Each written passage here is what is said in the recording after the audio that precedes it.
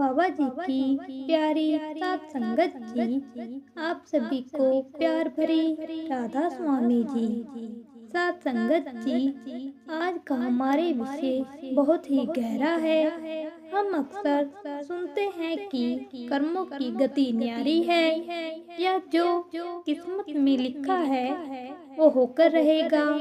इंसान अपनी माथे की लकीरों को देखकर डरता रहता है। उसे लगता है कि जो दुख जो तकलीफें उसकी किस्मत में लिख दी गई हैं, उन्हें कोई मिटा नहीं सकता।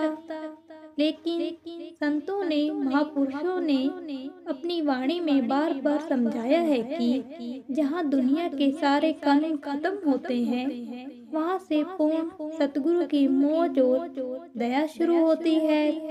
दुनिया कहती है कि किस्मत अमिट है, लेकिन गुरुमुख का विश्वास कहता है कि मेरा गुरु वो कलम ही तोड़ सकता है जिससे बुरी किस्मत लिखी गई है।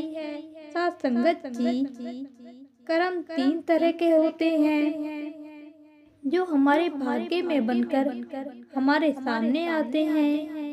इस तीर का कमान से निकल जाना कहते हैं।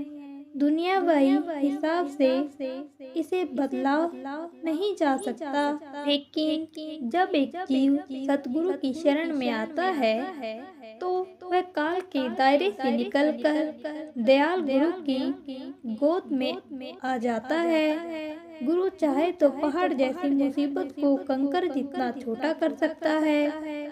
इसी बात को समझाने के लिए इतिहास की एक बहुत ही प्यारी साखी का सहारा लेते हैं। पुराने समय की बात है, एक राजा था जो एक पूर्ण महात्मा गुरु का बहुत बड़ा सेवक था। वह हर सत्संग और सेवा में लगा रहता था। राजा का एक मंत्री था, उसे यह सब ढोंग लगता था। वह हमेशा राजा से कहता, राजन, आप व्यर्थ में ही समय गवाते हैं, जो भाग्य में लिखा है वही होगा। गुरु कुछ नहीं बदल सकते।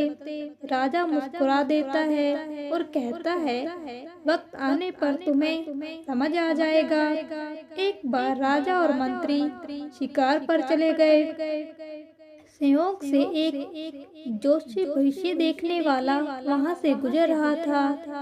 राजा ने मजाक मजाक में मंत्री का हाथ जोशी को दिखाया। हाथ देखकर वह बोला, उसका चेहरा पीला पड़ गया। उसने कहा, मैं बुरी खबर नहीं देना चाहता, लेकिन इस मंत्री की आयु बस अब 24 घंटे की बची है। कल शाम सूरज ढलने से पहले इसकी मृत्यु निश्चित है। इसे सांप डसेगा। मंत्री घबरा गया। मौत का डर किसे नहीं होता। वह भागता हुआ राजा के पास आया।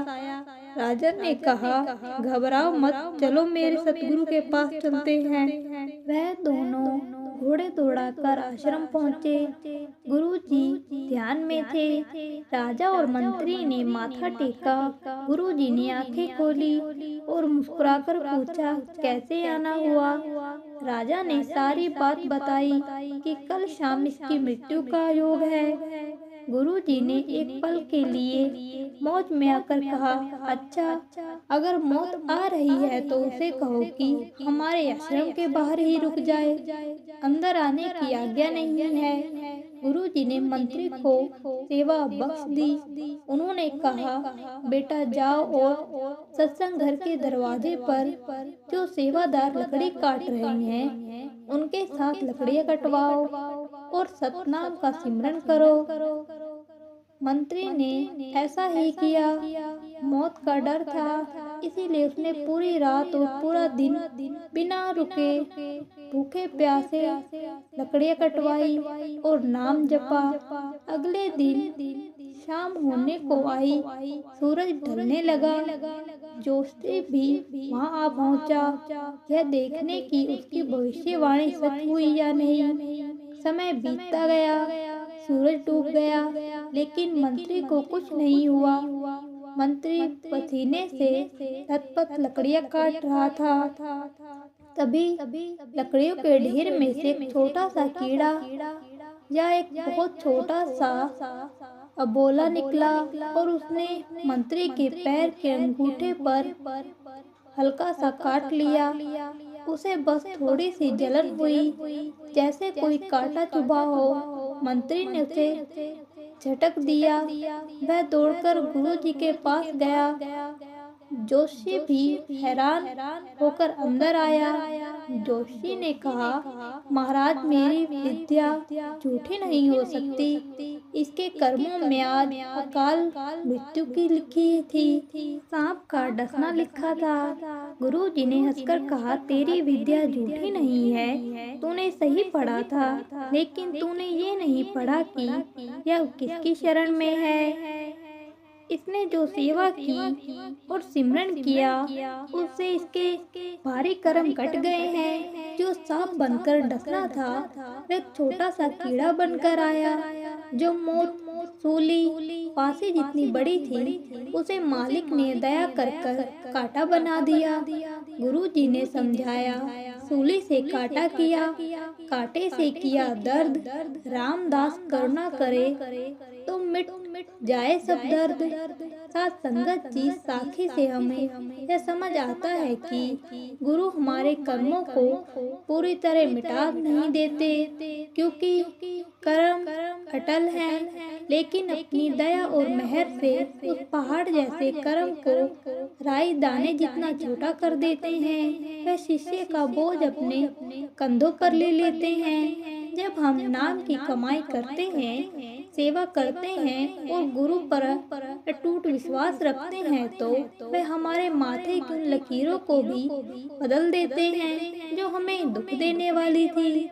इसीलिए कभी भी अपनी किस्मत को कोसना नहीं चाहिए। बस उस मालिक से अरदास करनी चाहिए कि हे सतगुरु, मुझे नहीं पता मेरे कर्म कैसे हैं, मुझे बस इतना पता है कि आपका हाथ मेरे सिर पर है, और जब तक आप साथ हैं, मेरा बुरा नहीं हो सकता। तो आइए हम सब मिलकर उस कुल मालिक के चरणों में ध्यान लगाएं और सिमरन करें, ताकि हम भी उस दया के पात्र बन सके। राधा स्वामी जी।